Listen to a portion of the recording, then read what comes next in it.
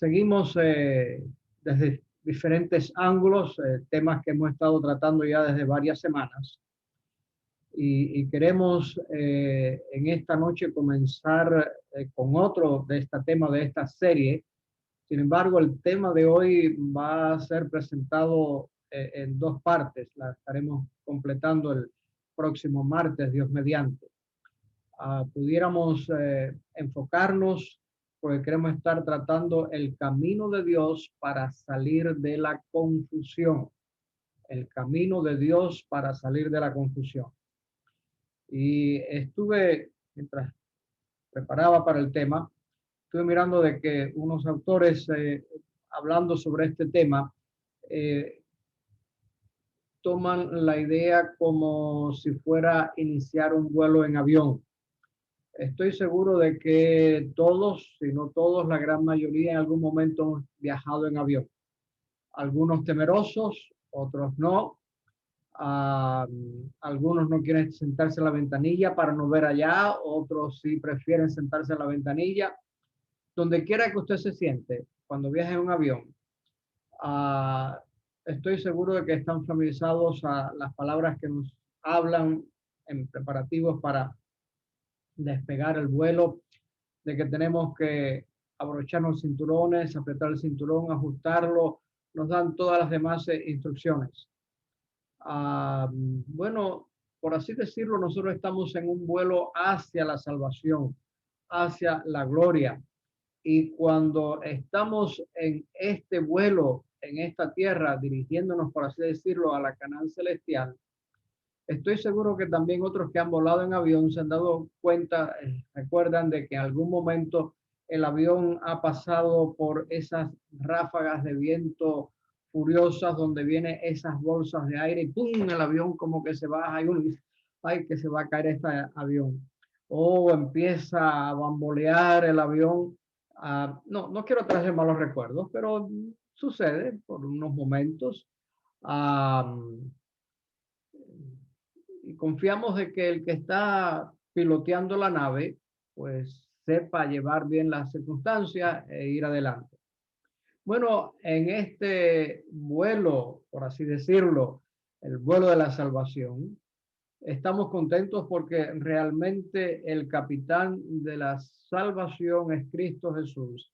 Él es un piloto maestro y él nos va a guiar de una manera hábil y segura, de tal manera de que él no va a fluir simplemente la violencia, él va a confrontar la violencia que este mundo presenta y va finalmente a tragar y destruir todo lo que se opone allí y lo va a tener finalmente en el olvido. Babilonia. Hemos estado hablando de Babilonia en relación al mensaje de los tres ángeles, de toda una serie donde estamos tocando diversos aspectos, estos temas. Está prometido de que va a ser deshecha.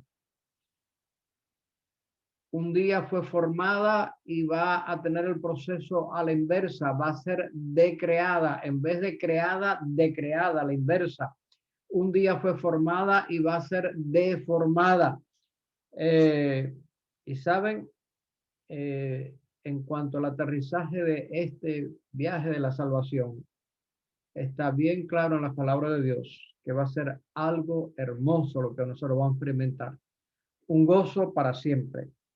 Y allí podremos estar viendo de una vez más las habilidades magníficas de este gran piloto, Cristo Jesús, que nos va a llevar hasta la patria celestial. Ilustrando esto, el vuelo y cómo a veces el avión encuentra estos vientos violentos, encontramos que los primeros vientos violentos de confusión asaltaron la nave de la salvación muy cerca desde el principio de la historia de este mundo. Realmente podemos quizás hasta escuchar el aullido de ellos allí en el capítulo 11 del primer libro de la Biblia, Génesis. Allí con una historia llamada allí, la historia de una torre llamada Babel. Sin embargo, una lectura a través de toda la biblioteca bíblica. Menciono biblioteca bíblica porque realmente la Biblia es una colección, por así decirlo, 66 libros. Nos muestra, en primer lugar, la primera cosa cuando usted analiza toda la palabra de Dios, la biblioteca bíblica, como le estoy llamando, es de que la confusión ya ha interrumpido la historia de la tierra en los 10 capítulos anteriores de la Biblia, no solamente el capítulo 11. Y segundo es que esa confusión va a continuar e inclusive no solamente va a continuar, sino que va a intensificar su confusión hasta el mismo final del tiempo. De tal manera que para nosotros el poder descifrar el misterio y la travesura de la confusión exige finalmente una atención decidida, personal. En general necesitamos tener todo esto generalmente y privadamente. Cada uno de nosotros necesitamos ver técnica y espiritualmente todo lo que tiene que ver con esto de una manera, de alguna manera posible para entender bien todo este asunto de confusión y todo esto que hay. Hay una frase famosa que dice, la vigilancia eterna es el precio de nuestro éxito. Bueno, mirando un poco los que han estado investigando esta frase, que es algo famosa, lo mencionan como que el primero que lo expresó fue allá en el año 1790, en Dublín, Irlanda, John Philpot Curran. Y él mencionó allí, la condición bajo la cual Dios ha dado libertad al hombre es la vigilancia eterna. La cita también se le atribuye a Thomas Jefferson, de los patriarcas, por así decirlo, pioneros de Estados Unidos, donde se le atribuye a él como diciendo la vigilancia eterna es el precio de la libertad. Pero esta frase existió de una u otra forma aún antes cualquiera de ellos. Sin embargo, aunque no podemos determinar muy bien quién es el autor o cuándo se inició, la verdad es de que la vigilancia eterna es el precio de nuestro éxito. Adentrándonos un poquito al tema, necesitamos también introducir un poquito lo que llamaríamos lingüística. Lingüística tiene que ver con el arte de las palabras, las raíces, lo que tiene que ver. Y tenemos que dar aquí una advertencia, porque cuando buscamos confusión, notemos que el título que tenemos para el tema de esta noche y que continuaremos, concluiremos Dios mediante la próxima semana, es el camino de Dios para salir de la confusión. Bueno, si nosotros tratamos de ver una correspondencia, esta palabra, ¿cuál es la palabra original en hebreo, por ejemplo, para confusión? Vemos que realmente no hay una correspondencia directa. De nuevo, en el Antiguo Testamento, vemos de que hay una media docena de palabras hebreas diferentes, 6 palabras hebreas diferentes para hablar de confusión. Vamos a estar hablando en esta noche, enfatizando en nuestro tema, una de ellas, la que se pudiera pronunciar como tohu. Se translitereta, ustedes saben, si han visto alguna vez la transliteración de palabras hebreas, son caracteres muy diferentes a los que nosotros estamos acostumbrados, pero la transliteración a nuestras letras sería THW, se pronuncia tohu. Esta palabra tohu significa confusión. Así que vamos a centrarnos en esta palabrita confusión porque queremos ver el camino de Dios para salir de la confusión.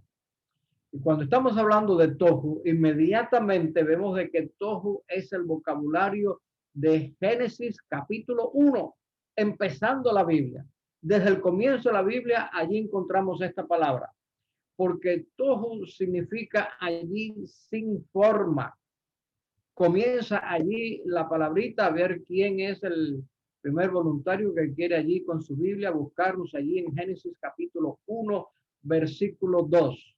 Génesis capítulo 1, versículo 2.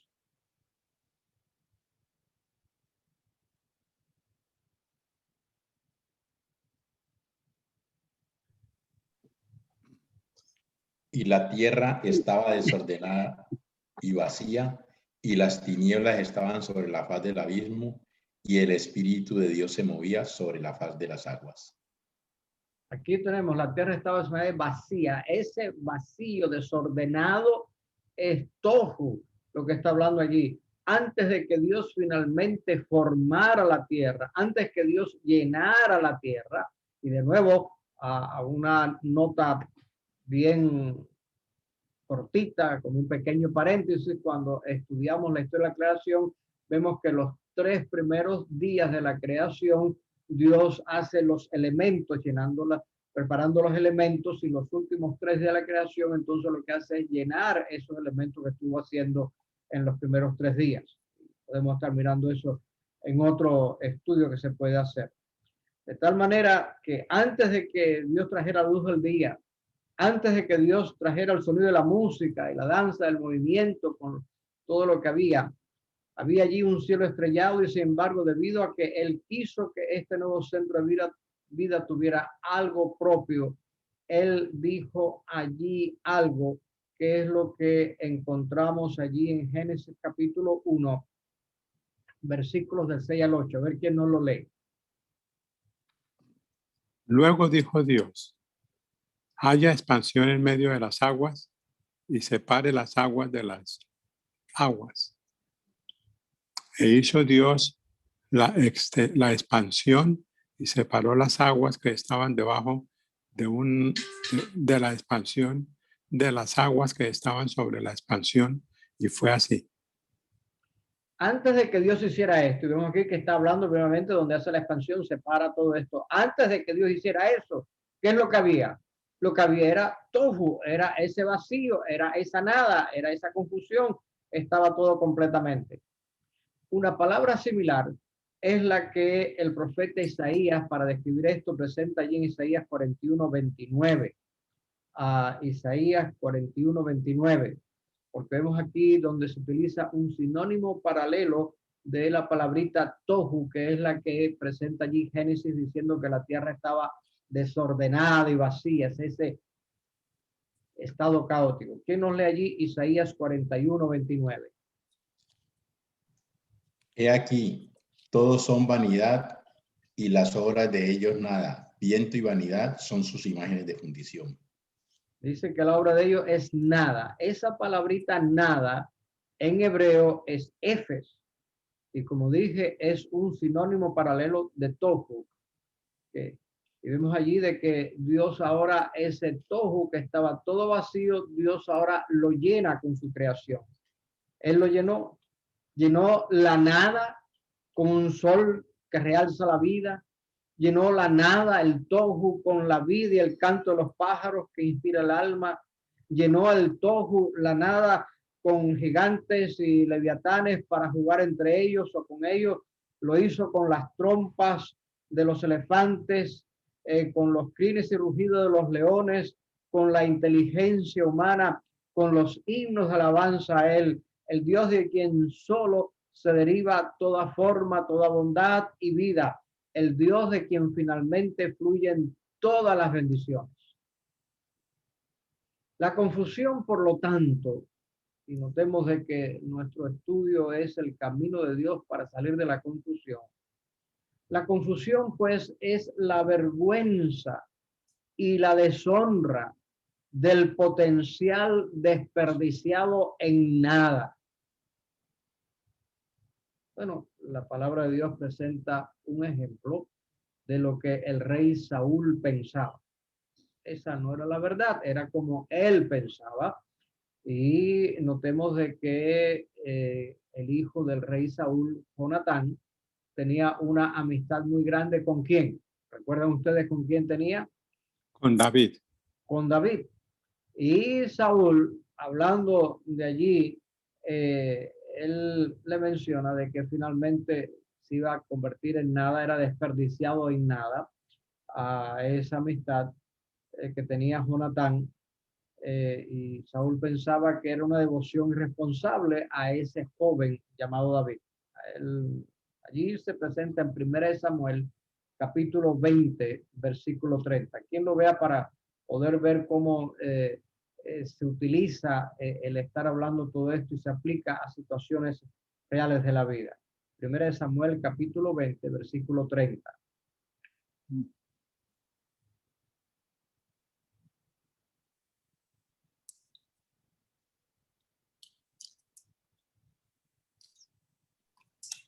Y dijo, te ruego que me dejes, perdón. Entonces Saúl se enardeció contra Jonatán y le dijo, hijo de la perversa y rebelde, ¿no sé yo que tú has elegido al hijo de Isaí para confusión tuya y para confusión de la vergüenza de tu madre? Vergüenza. Esta palabrita que se traduce allí literalmente confusión, vergüenza es lo que tiene, es llamado aquí, es esa nada. Saúl le estaba diciendo, mira, lo que tú estás haciendo no va a parar en nada, va a traer esa vergüenza. Y está utilizando la misma idea que aparece allí en Génesis para hablar de esta confusión. Salmo 44, versículo 15.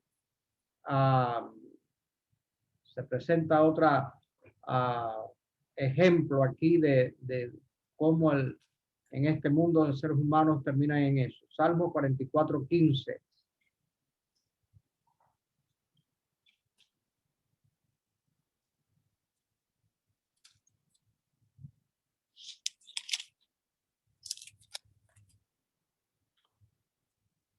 Cada día mi vergüenza está delante de mí y la confusión de mi rostro me cubre.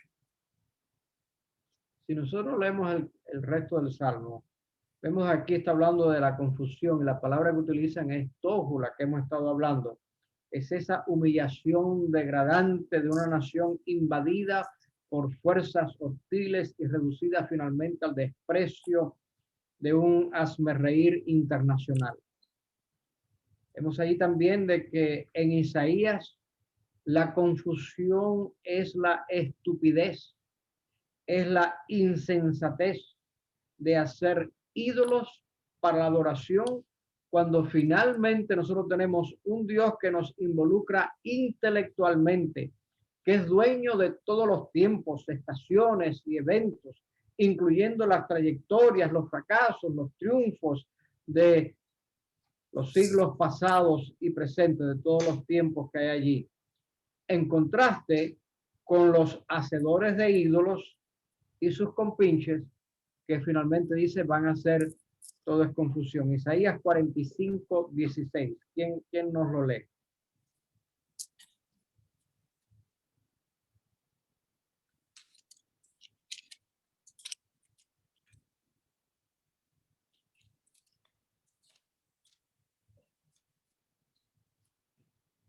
Confusos y avergonzados serán todos ellos. Irán con ofrenda todos los fabricadores de imágenes. Así mismo.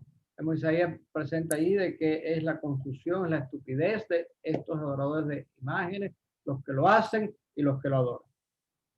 Y he presentado estos brevemente aquí para mostrar de que esa nada, ese vacío, esa confusión, es lo que Saúl mencionaba a su hijo Jonatán, que era lo que iba a resultar con su amistad con David.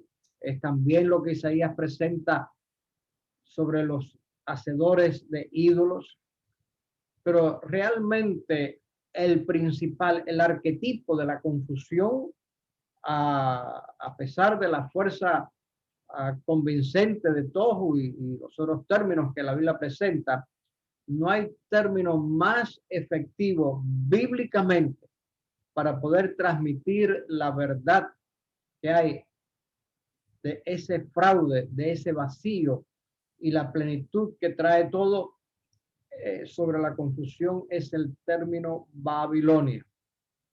El término Babilonia en una medida es el mejor término donde se presenta esta gran verdad que hay aquí de confusión. El primer comentario explícito que la Biblia tiene sobre la confusión es Babilonia, y realmente es una verdad que exige otra aclaración lingüística. En nuestro pensamiento distinguimos, nuestro pensamiento hispano, inglés, en nuestra cultura occidental, nosotros distinguimos entre una torre llamada Babel, distinguimos sobre una ciudad que estaban haciendo, sobre un imperio, y distinguimos también sobre una metáfora teológica como se presenta en la escritura, lo que es Babilonia, que se presenta allí. Solo hacemos distinciones entre eso. Bueno, esto es Babel, la torre, Babel, la ciudad, esto es Babilonia, aquí es la metáfora que la Biblia presenta. Pero en el pensamiento hebreo no existe tal distinción. En la Biblia hebrea no existe esa distinción. Porque la torre, la ciudad, el imperio, la metáfora que corren a través de todas las páginas de la escritura hasta el final de la historia humana y el triunfo que va a haber de la historia de la salvación son la misma palabra hebrea, Babel. Presenta ahí, todos utilizan la misma palabra Babel, que se traduce por Babilonia. De tal manera que podemos decir con la misma seguridad de que todos son confusión. Babel es Babilonia y Babel es confusión. Además, Babel, Babilonia, confusión, desde su mismo comienzo, vemos allí de que tiene una etiqueta con implicaciones espirituales muy parecidas a lo que es Israel. Recuerdan ustedes de que el nombre de Israel tiene una connotación espiritual. Y recordemos la historia de Jacob. Jacob es engañador, cómo estuvo engañando y demás. Y la historia de Jacob fue una vida de engaño tras engaño. Se casa, lo engañan dándole a la hermana de la que él quería. Labán, su suegro, le está dando el sueldo y constantemente le está cambiando, le está engañando. Hasta que aquel día cuando regresa allí se encuentra y tiene esa lucha con aquel ser celestial. Y le dijo, no te dejaré si no me bendices. Y como producto de esa lucha espiritual se le cambia el nombre a Israel, que has peleado con Dios y has vencido. Esa connotación espiritual. Babilonia, Babel también tiene aquí una implicación espiritual, aunque desde luego es en un sentido negativo, porque Dios otorgó a Israel ese nombre por el triunfo y honor que hay, pero la acción de Dios que inspira el nombre de Babel es para la vergüenza y la desgracia que hay. Los ciudadanos de aquella torre, de la ciudad, del imperio llamado allí confusión, Babilonia, no se deleitaron finalmente en su connotación espiritual. Ellos establecieron su propio significado. Babilonia, explicaron ellos, significa allí puerta de los dioses, el sitio de acceso humano a las deidades y de visitas divinas a la tierra. Su explicación finalmente puede sonar tanto lingüísticamente plausible como también psicológicamente halagadora, como decir Babilonia, que bueno, es allí, como dice, allí es esa puerta de los dioses, donde los dioses vienen a visitarnos y demás. Pero mis amados, es allí precisamente en la palabra de Dios, vive poderosa, la que ha preservado la historia de cómo Babilonia se ganó su nombre. Y merecido fue, porque el fin, el resultado de un gran esfuerzo, fue un esfuerzo con el desafiante rechazo de Dios mismo por todo lo que estaban haciendo allí. ¿Cuál es la historia de fondo que hay allí de la confusión? Es la magnífica creación de Génesis. Notemos que hablamos Tehu, esa palabra confusión, está allí en Génesis 1:12, como estaba y Dios de esa confusión, de esa nada, de ese vacío, ahora empieza a ordenarlo, a ser grande.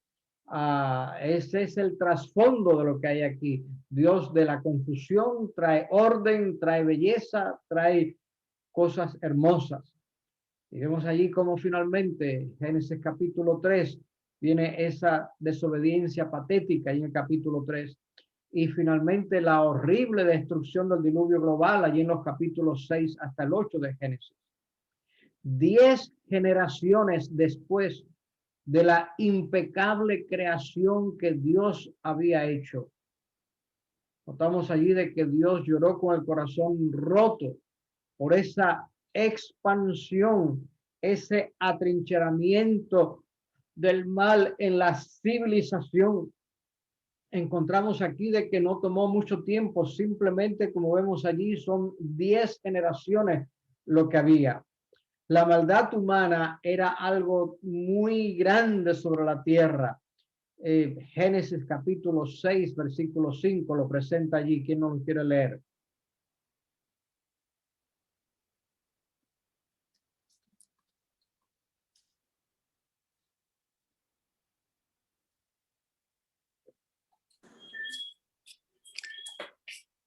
Génesis 6:5. Sí, Génesis capítulo 6, versículo 5. Y Y vio vio Jehová, Jehová. Bien Siga. pueda. y vio Jehová que la malicia de los hombres era mucha en la tierra, y que todo designio de los pensamientos del corazón de ellos era de continuo solamente el mal. Hay dos frases que quiero destacar aquí. Dios encuentra que la maldad humana era grande sobre la tierra. Mano, esto es grande. En solo 10 generaciones la maldad, Dios dice, esto es grande. Y vemos que la intención, el pensamiento del corazón humano era constantemente hacia lo malo. No es de que tenía algún momento bueno, no, constantemente era pensando en lo malo. Allí encontramos la genealogía que se presenta allí en Génesis. Encontramos Lamec. Lamec es la 9ª generación desde Adán. La 9ª generación. Y posiblemente de que él tuvo allí un hijo. Miró su hijo primogénito. Y estando allí cansado, viendo todo el mal que había, Lamec a su hijo primogénito, que se convierte ahora en la 10ª generación, como hemos mencionado, de que en 10 generaciones era de continuo el mal. Lamec ve allí a su bebé y le pone por nombre, lo llamó Noé. Y Noé, la palabra Noé significa descanso. De alguna manera, aquí esperaba Lamec que Dios usaría a este bebé recién nacido para poder liberar allí todo el estrés que entonces llamaba vida, ese estrés, esa angustia que fluyeron en torrentes abrumadores, en las maldiciones que finalmente Adán trajo cuando él eligió el pecado allí en Edén. Génesis capítulo 5, versículo 29, ¿quién no lo quiere leer?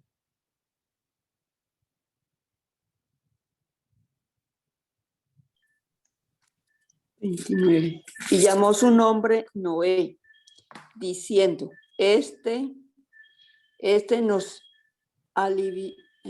aliviará de nuestras obras y del trabajo de nuestras manos a causa de la tierra que Jehová maldijo. Notemos aquí lo que estamos hablando, aquí está el texto de Dios. Él vio al bebé y dice, este nos va a traer descanso, esto nos va a ayudar. Está allí. Cuando vemos, Noé realmente era un hombre piadoso.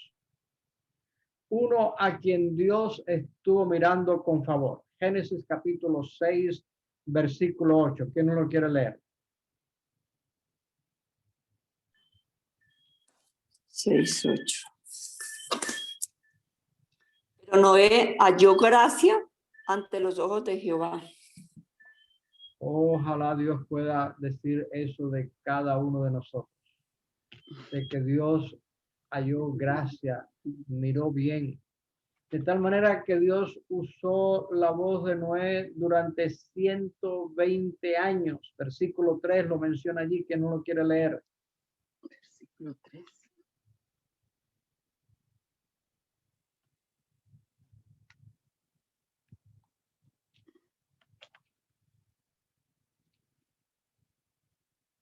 Y dijo Jehová, no contenderá mi espíritu con el hombre para siempre, porque ciertamente él es carne, mas serán sus días 120 años.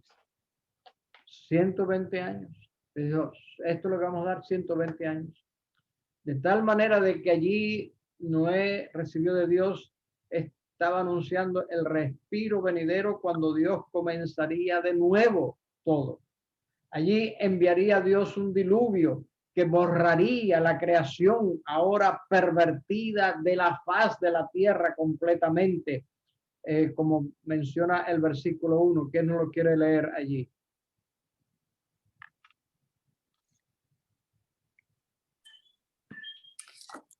De 6, Génesis Sí. 6. Sí, 6:1. Aconteció cuando comenzaron los hombres a multiplicarse sobre la faz de la tierra y les nacieron hijas. La faz de la tierra estaba llena aquí y Dios va a borrar ahora toda esta creación pervertida. Las mujeres, los niños, las personas con necesidades especiales, vulnerables de la sociedad, ya no tendrían que estar viviendo en constante pavor, porque los poderosos ya no tendrían que perseguir constantemente la adquisición de un nuevo poder aún más brutal para poder sobrevivir en una civilización que estaba llena de violencia. Versículo 13 nos habla de cómo era la vida en aquel entonces. Génesis 6:13. ¿Qué? 13.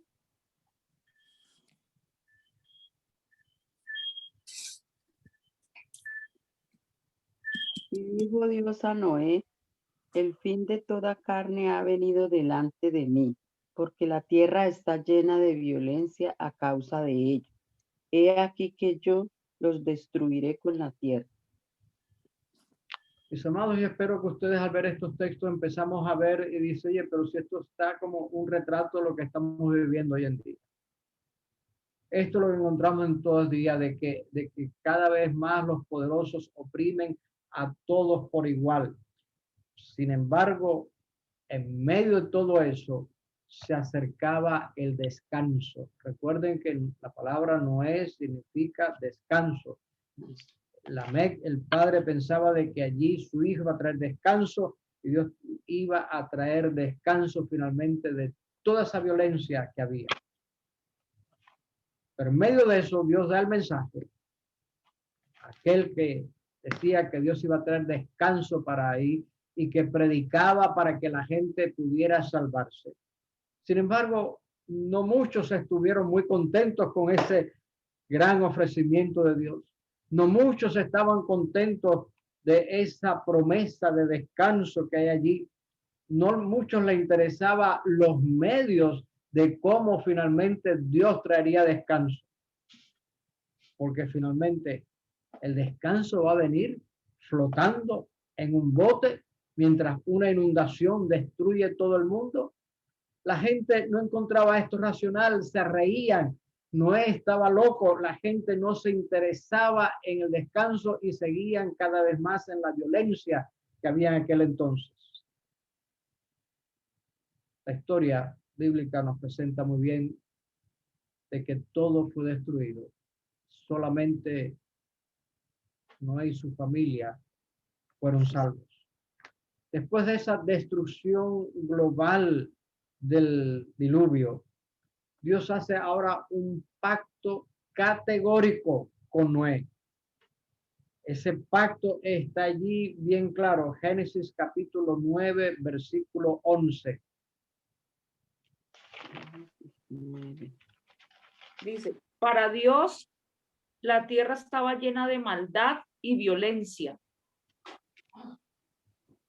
Perdón, queremos Génesis 9:11. Génesis 9:11. Ah, perdón. 9:11.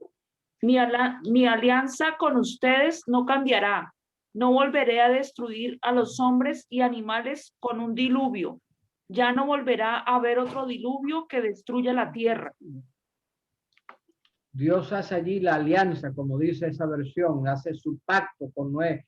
No vamos a destruir más la tierra por diluvio, por agua. Pero el mismo cinismo ante la promesa de Dios de descansar en el barco de Noé, ahora se manifestó de vuelta en su promesa de nunca más enviar una inundación que pudiera destruir al mundo, de tal manera de que allí está la independencia humana. Iba a hacer algo, iba a construir una torre para que se asegurara la supervivencia en caso de un desastre natural catastrófico. Notemos que los humanos querían garantizar su propia protección de cualquier acto futuro, acto de Dios. Hasta nuestros días, si usted mira el lenguaje que utilizan las compañías de seguro para el seguro que tiene su casa y demás, para huracanes y cosas por el estilo, le llaman actos de Dios, acts of God, como que son cosas que Dios mandó y ahí está. Viene de esa misma idea, pensando de que Dios, que mandó una destrucción, yo ahora voy a hacer algo para impedir, para protegerme de lo que había. Y comenzaron. Allí comenzaron ellos. Allí comenzaron desafiando. Desecharon el descanso que Dios enviaba. Desecharon el mensajero, que su nombre significa descanso, Noé. Desecharon la forma en que Dios traería descanso. Y comienza a edificar. Vemos de que entonces finalmente Dios allí visita el sitio y encontró allí a los constructores de que les iba muy bien realmente, les iba muy bien, con una tasa de progreso que apuntaba muy pronto a un día en que se volverían imparables, no habría quien los detuviera, no podían pararse. Eso es lo que Dios determinó allí, Génesis capítulo 11, versículo 6. Sí. Y pensó, ellos son un solo pueblo y hablan un solo idioma. Por eso han comenzado este trabajo y ahora por nada del mundo van a dejar de hacerlo. Por nada del mundo van a dejar de hacerlo. Nadie los va a detener. Que no era un ser humano de los aquellos que estaban allí, que eran marginados, no era del populacho tenía, es el mismo Dios que está dando este veredicto. De tal manera de que ahora Dios responde a progreso que había allí de dos formas. Dios responde de dos formas. En primer lugar, Él confundiría el lenguaje de los trabajadores y en segundo lugar estaría dispersando globalmente la población que estaba centrada allí. Génesis capítulo 11, versículo 8. Así los esparció Jehová desde allí sobre la faz de toda la tierra y dejaron de edificar la ciudad. Dios los esparció completamente. Dios dejó, Dios confundió el lenguaje de ellos y los esparció a todos, de tal manera que cada cual, los grupitos que se entendían, salieron allí. Ya no podían comunicarse entre sí, mis amados. No podían comunicarse con libertad, con fluidez para seguir haciendo eso que ya estaban a punto de llegar a la cima y ponerse que no podían ser detenidos. De tal manera que incapaces de entenderse como antes lo hacían, viajaron entonces ahora en grupos frustrados homogéneos, Homogéneo quiere decir de la misma clase. Por eso tenemos la palabra homosexual, de el mismo sexo. ¿Ve? Homo es el del mismo que hay. ¿Ve? Y ellos, esos grupos homogéneos que son de una misma clase, los que se entendían uno solo, cada uno salió y fue disperso a los diferentes rincones de la tierra. De tal manera que el proyecto de construcción se detuvo abruptamente. Su historia de dispersión y confusión es lo que da inicio, le dio el nombre de Babel, de Babilonia, de confusión. No como ellos lo llamaban, sino como Dios lo llamó, desafiando. Dios paró aquello cuando bajó e hizo esas dos cosas. El próximo martes estaremos continuando viendo cómo realmente Dios está preparando el camino para salir de la confusión. Confusión que en la palabra de Dios comienza con un lenguaje de cómo estaba el planeta Tierra antes de que Dios lo creara. Tohu, vacío, desordenado. Eso es confusión. Es Dios quien trae orden en medio del caos. Es Dios que trae creación, hermosura en medio de la nada. Es Dios que cuando el ser humano se desvió, pensaban que iban a ser la ciudad, la puerta a los dioses, Dios lo convirtió precisamente en el símbolo de confusión. Babilonia se presenta bajo esa misma palabra hebrea, confusión, tohu. Que Dios nos ayude para que nosotros podamos, entendiendo esto, estar en sintonía con lo que Dios quiere, para que nosotros podamos siempre estar siguiendo el camino de Dios que nos va a sacar de la confusión a la Canaán celestial. Sigamos con cinturón abrochado, apretado, de que el vuelo a salvación bajo este gran piloto Cristo Jesús nos llevará finalmente a feliz destino. Que Dios nos bendiga. Amén.